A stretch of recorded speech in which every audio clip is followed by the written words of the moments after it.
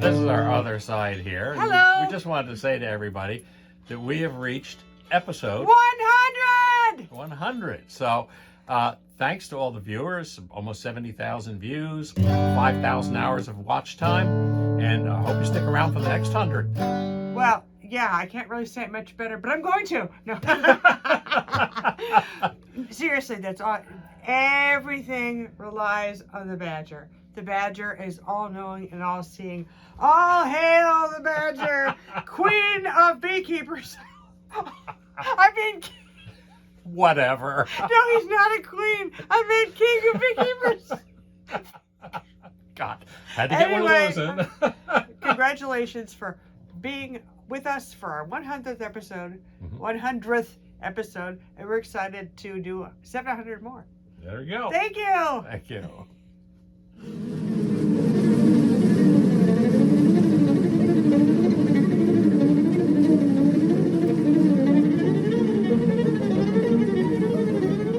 Not exactly the normal complement of bee equipment today. It was time to start our varroa mite treatment, which we do with oxalic acid. It's 5 treatments over the course of about 25 days, approximately 1 treatment every 5 days or so. This guy's going to warm up to 400 degrees.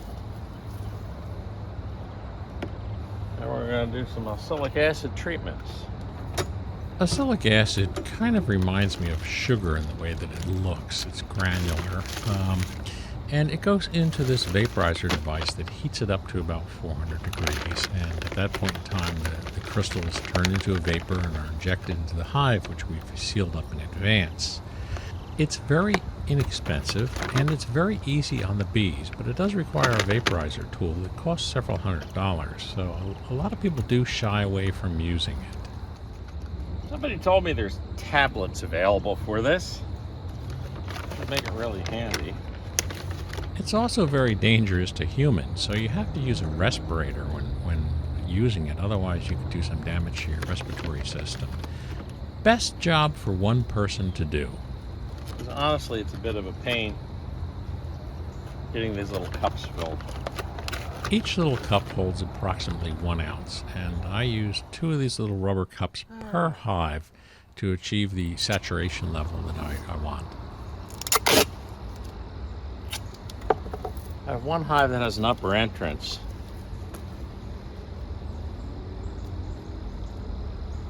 I'm just going to tape over that. Block off the main entrance. If you didn't see our video last year, each of these hives has a small hole drilled in the back. Once the vaporizer is heated up to temperature, we insert the rubber cup into the top of the vaporizer. Insert that into the hive and then flip it upside down, and that initiates the flow of vapors into the hive, and it takes about a minute or so for it to penetrate and fully boil off the crystals. So the thing that tells us it's working... Okay, a little hard to talk with a mask on, but the destination temperature on this unit is 400 degrees. So you put the crystals in there, you flip it upside down, and as the crystals burn off or vaporize, the temperature quickly drops to, a little bit under 300 degrees and then slowly climbs back. So that tells you it's doing its thing. When it gets into the mid 300s, you'll start to see the vapors come out of every tiny little crack and crevice in the hive. But at least you know that it is working. And once it gets up above 400 degrees, then you're ready to do the next batch. If you consider our micro catch to be a hive or a colony, then we have 7 colonies that we would normally do.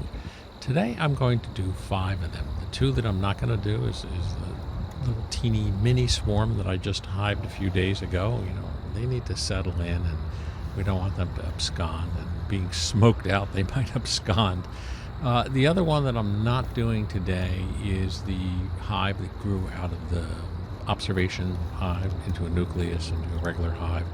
They're still a little weak. I'm probably going to pick up and start treating them on the next cycle, but I'm holding off on the first cycle because I really, still want to see them build a bit. So the other part of this is we want to clean off the whiteboards. We want these things pretty blank. And that'll tell us in a couple of days when we go back and pull the whiteboards, how much of a mite drop we have. It'll also give us a better idea of exactly how aggressively we want to hit these hives. If you get just a small mite drop, then the regular 2 cups will do just fine.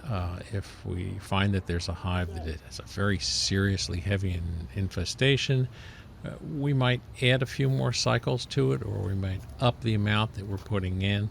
You don't really want to do it to the point where you're killing bees with it, but as I say, the bees are very tolerant. They have a different way of breathing than the mites and humans.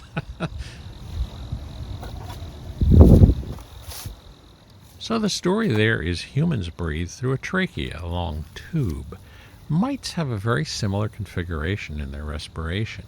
Honeybees, however, actually breathe in between, from the segments between their abdomen.